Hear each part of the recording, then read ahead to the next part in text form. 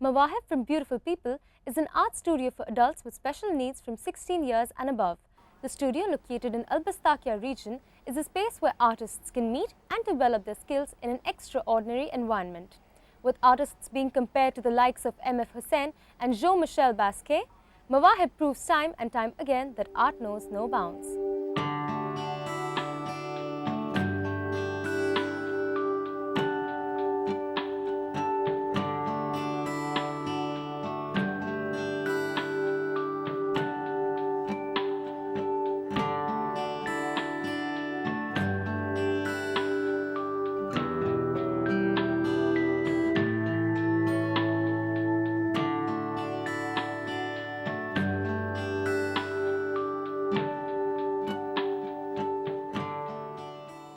People should come to Mawaheb and see what it is really about.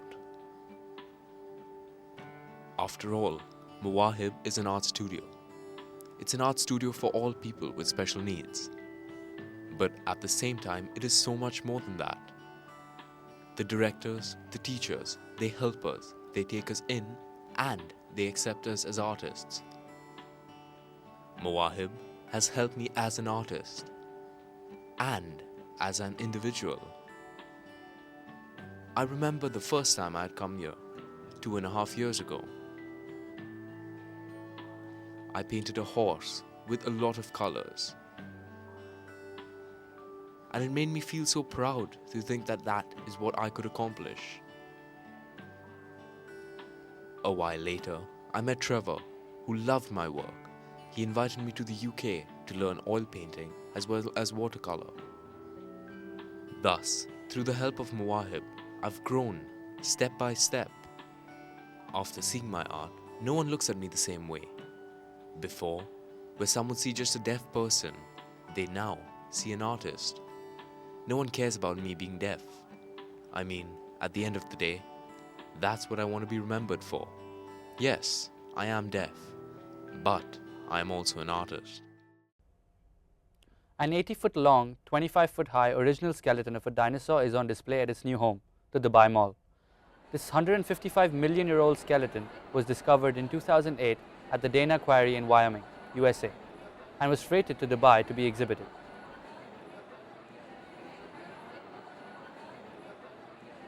No comparable exhibit, with nearly all bones completing the skeleton, exists elsewhere.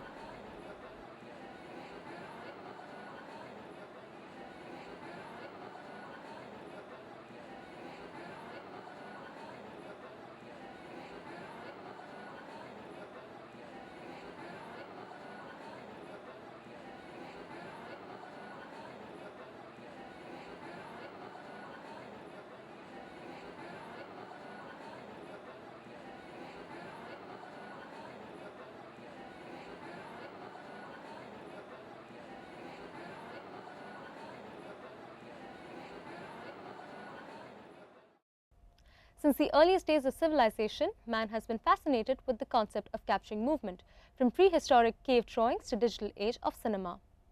The Moving Image Museum in Dubai exhibits the development of visual entertainment from its inception to the birth of its modern-day cinema. The Moving Image Museum is a birthchild of Mr. Akram Miknas, who has accumulated collection over 25 years. We spoke to Ms. Mandy Aridi, manager of Dubai Moving Image Museum. So the Dubai Moving Image Museum, it's a museum of pre-cinema, which basically means that we represent every important development and every important invention that led us to the invention of the motion picture, and that's where we stop, and that's what makes us unique. So we represent the beginning stages of photography, 3D, first 3D imagery, projection, animation, early cartoons, and then we do stop at that point. So that makes us one out of 3 museums in the whole world like us. Well, Akram Miknas, he's the owner of the collection. He's also the chairman of MCN, which is a big communications company here in the region. And he's been collecting for decades, over 30 years of collecting. He personally parallels the history of the moving image with the development of advertising, which is his career background. And he's just been collecting items to fill all of these holes for the history of the moving image, and until ultimately he had this goal to create the museum, open it up to the public, share this to educate the people with this really special part of history that not a lot of people really have a lot of understanding of. We are really excited to collaborate with Middle East Filming Comic-Con. We are partnering with them this year for a competition that we're running here at the museum with them, and they are also our sponsors, and they've just been really wonderful. We go hand in hand, the history of the moving image and the development of film strips and animation and cartoons. It's just so perfect with everything that Comic-Con represents in television and comics and books and movies. And our collaboration is really starting off now, currently, with a huge competition that we've launched together, a comic competition where people can come into the museum, get inspiration from the collection, and create an A3 size comic that has to be handmade. A Dubai resident and Manipal University Dubai's own Arpita Kaur is on her journey to the title of Femina Miss India 2014. 20-year-old Arpita Kaur has been shortlisted into the top 25 girls selected for the title. She is the only non-resident Indian to make it to the list of finalists. Along with Arpita's large following in Dubai, many others are also awaiting the final results on the 5th of April 2014.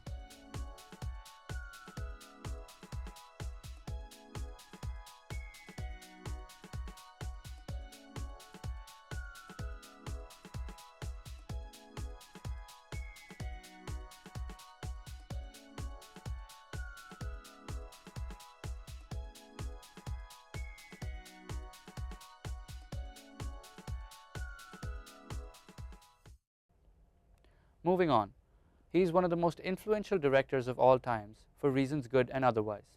In fact, he is credited for liberating the directorial vision in Hollywood in the 40s and 50s. We are talking of none other than Alfred Hitchcock. Here's a special tribute by our alumni Anil Nair Jr.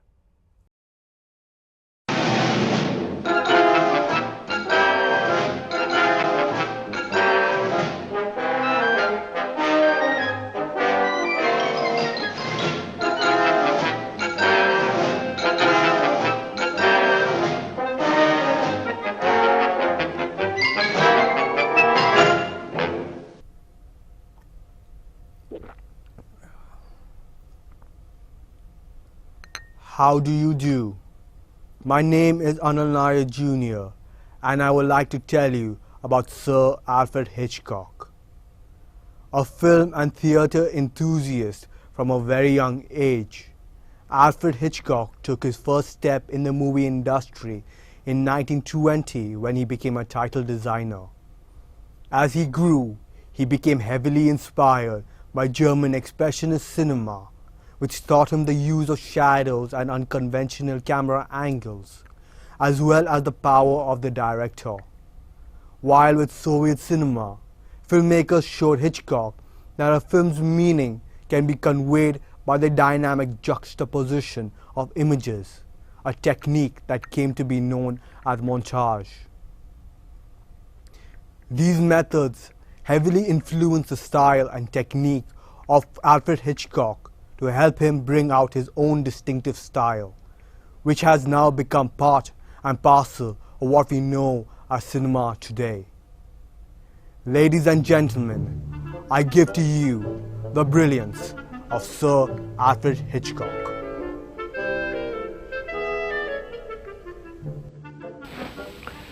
I think it would be about murder, mayhem, violence, sex, beautifully pictorially expressed, lovely costumes, perfect cutting, and a joke or two.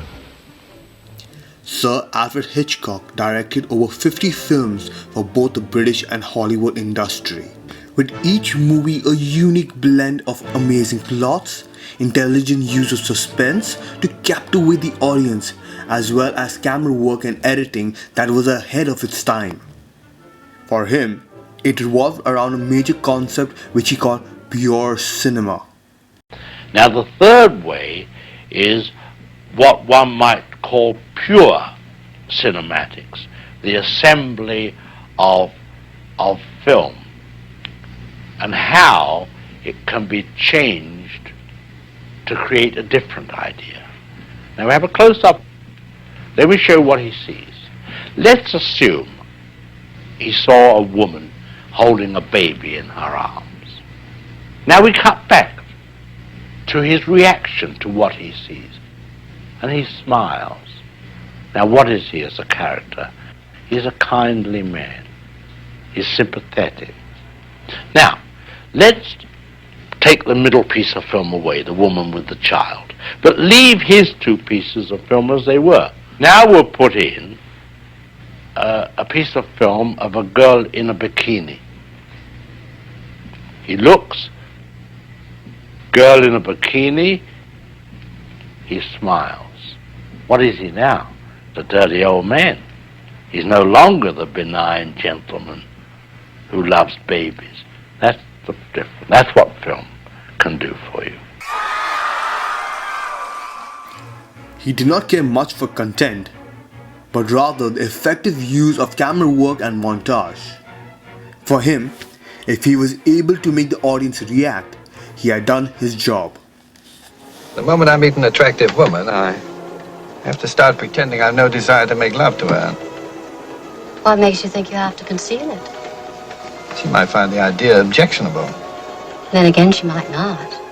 All of Hitchcock films contain sexual tension and content, but nearly always portray the account of sex or a sex act in the form of sexual innuendos. For example, the crashing of waves whenever the characters kissed, or the use of a train going through a tunnel to show that the characters were copulating.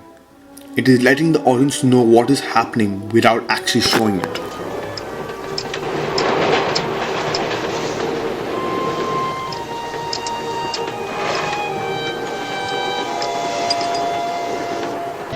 Oh dear.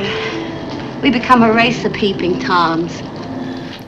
Hitchcock's intelligent use of point of view encouraged the audience to take an active role in the film. He brought a sense of voyeurism in his films, putting the audience so deep into the story that they were prying into the life of another human being without that person knowing. This was most prominent in Rear Window, shot mostly from the point of view of an injured photographer whose curiosity got him to pry into every window using his camera. In a point of view, the audience is conscious that everything they see is also seen by the character in the movie, pulling the audience into the film. But most of all, it was Hitchcock's exact science of the use of suspense that helped him structure the suspense thriller genre. The element of suspense is giving an audience information. Now, you and I are sitting here. Suddenly a bomb goes off. Up we go, blown to smithereens. What have the audience had watching this scene? 5 or 10 seconds of shock. Now, we do the scene over again, but we tell the audience there's a bomb underneath this table and it's going to go off in 5 minutes.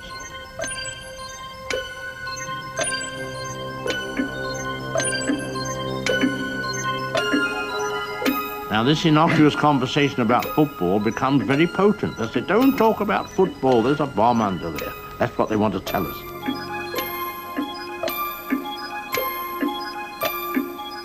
Then their anxieties will be as long as that clock ticks away.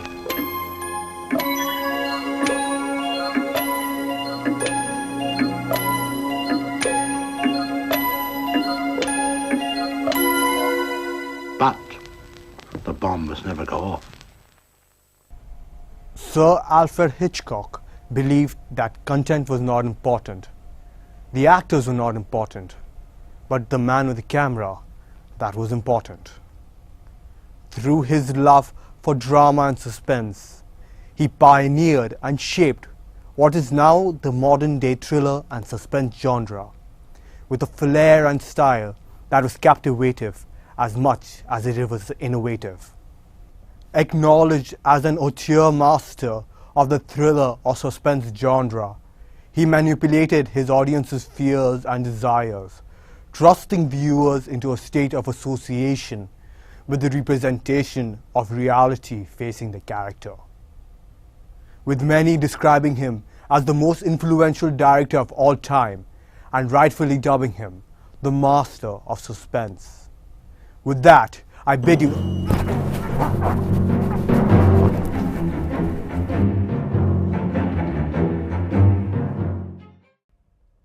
In the upcoming segments, we have exclusive interviews with the following names: Studio60, Director of Bachelor Securities, Ali Razouk, a software developer and student at the University of Wollongong, Dubai, and Amina J. Nawab, a foundation program student from Manipal University, Dubai, who is now a published author.